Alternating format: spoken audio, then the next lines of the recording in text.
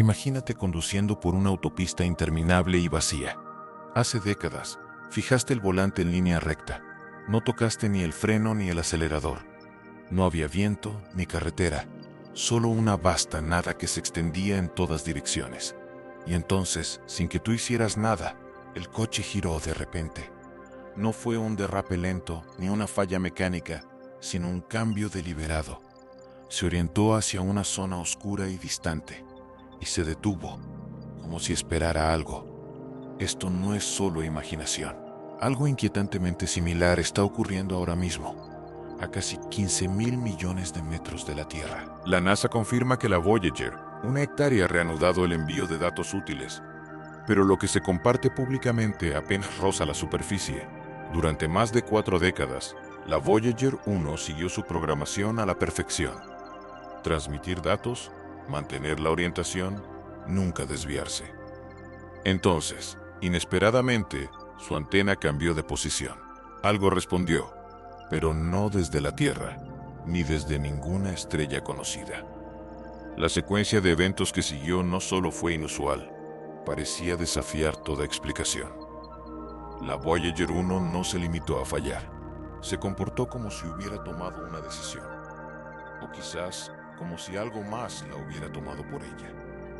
Para comprender la gravedad de esto, consideremos qué es realmente la Voyager 1. Lanzada el 5 de septiembre de 1977, es una nave espacial obsoleta, alimentada por aproximadamente 800 vatios de energía de plutonio, con una capacidad de procesamiento muy inferior a la de un archivo de imagen moderno. Nunca fue diseñada con inteligencia artificial avanzada ni con la capacidad de buscar vida. Su misión era simple: viajar hacia el exterior. Pasó a toda velocidad junto a Júpiter y Saturno. Cruzó la heliopausa en 2012 y entró en el espacio interestelar, la vasta e inexplorada región, más allá de la influencia del Sol. Allí, el Sol es solo otro tenue punto de luz. No hay viento solar que la guíe, ni una atracción gravitatoria significativa que moldee su trayectoria. En teoría, no debería ocurrir nada extraordinario. Durante más de 40 años, vagó en silencio, el objeto artificial más distante, aislada en el equivalente cósmico de una privación sensorial total. Pero el 6 de noviembre de 2023, ese silencio no solo terminó, sino que se rompió. La primera señal fue una transmisión extraña. Los datos que regresaban a la Tierra parecían distorsionados, como estática que no seguía ningún patrón reconocible. Los ingenieros sospecharon inicialmente de problemas rutinarios, interferencia de radiación cósmica o hardware obsoleto. Después de todo, la nave espacial tiene casi medio siglo de antigüedad. Pero entonces ocurrió algo más inquietante. Se activaron los sistemas de protección contra fallas de la Voyager. Estas medidas de seguridad están diseñadas para responder solo a emergencias graves, como giros incontrolados o fallas en todo el sistema. Sin embargo, esta vez se activaron sin ninguna causa identificable. Ninguna orden desde la Tierra, ninguna colisión detectada, ninguna falla evidente. Aún así, la Voyager reaccionó como si se hubiera topado con algo invisible. La telemetría se volvió ilegible. Los datos de orientación desaparecieron. Los sistemas de sincronización internos comenzaron a desviarse. Esto no era una corrupción aleatoria. Parecía una interrupción más profunda, como si la nave espacial se hubiera topado con algo que no podía interpretar, respondiendo de una manera que se asemejaba a una emergencia. Luego llegó el acontecimiento más desconcertante. Poco después de estas anomalías, la Voyager 1 cambió de orientación.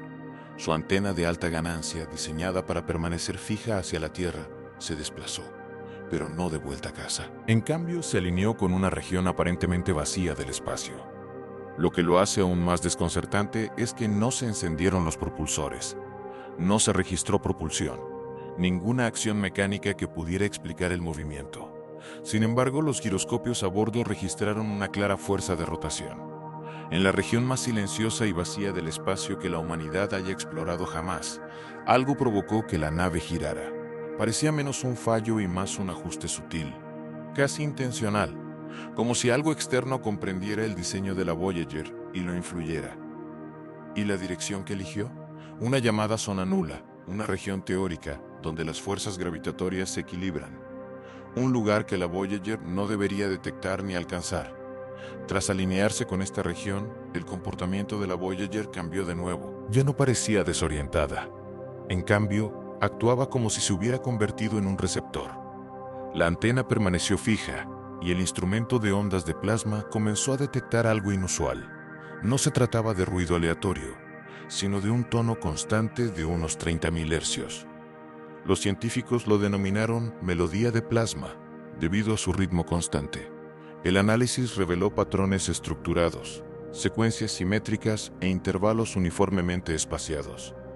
Parecía algo compuesto, no aleatorio. Incrustado en esta señal había algo aún más extraordinario. No eran datos científicos típicos como la temperatura o la velocidad. En cambio, aparecía como secuencias hexadecimales, expresiones matemáticas recursivas y patrones fractales. Algunos valores correspondían a constantes cósmicas conocidas, pero con un nivel de precisión muy superior al que podían medir los instrumentos de la Voyager. Era como si la nave espacial se hubiera convertido en un portador, transmitiendo información que no provenía de sus propios sistemas. La señal era nítida, precisa y dirigida exclusivamente a la Voyager 1. No aparecía en los datos de otras sondas como la Pioneer. Quienquiera que la generara parecía saber con exactitud dónde estaba la Voyager y cuándo alcanzarla. Mientras la Voyager transmitía esta extraña melodía matemática, los científicos en la Tierra no se limitaron a observar pasivamente, sino que comenzaron a investigar. Los observatorios terrestres se dirigieron hacia la región exacta del espacio donde la Voyager había girado, utilizando imágenes infrarrojas de larga exposición para escanear lo que inicialmente parecía ser completa oscuridad. Al principio, no apareció nada inusual, solo espacio vacío. Pero a medida que las observaciones continuaron durante semanas, algo sutil comenzó a emerger de los datos. No era una estrella ni una galaxia. En cambio, aparecía como un tenue resplandor centellante, justo en los límites de detección. Y lo que lo hacía inquietante era que no permanecía estático. El resplandor pulsaba, parpadeaba. Aún más perturbador, parecía reaccionar. Los investigadores observaron un patrón. Cada vez que el Sol emitía una llamarada solar, una descarga de partículas cargadas, el halo distante respondía poco después con su propio destello. No se trataba de un simple reflejo o coincidencia. La sincronización sugería una sincronización precisa, casi como si siguiera la actividad del Sol con intención, como un intérprete que sigue un ritmo. Lo que observaban no se comportaba como una nube de gas común, se comportaba como algo consciente, algo que observaba y respondía a nuestra estrella. Entonces, justo cuando la tensión comenzaba a aumentar en la NASA, la Voyager 1 hizo algo completamente sin precedentes. Se quedó en silencio. Durante 12 horas seguidas, no hubo señal alguna. Un apagón total. Para una nave espacial que había soportado décadas de radiación y tormentas solares, este tipo de silencio nunca había ocurrido antes. Y entonces, tan repentinamente como desapareció, la señal regresó. Pero lo que regresó no parecía la misma Voyager. Cuando se reanudó la comunicación, los relojes internos ya no estaban sincronizados. No se trataba de un pequeño retraso, sino que se habían reiniciado por completo.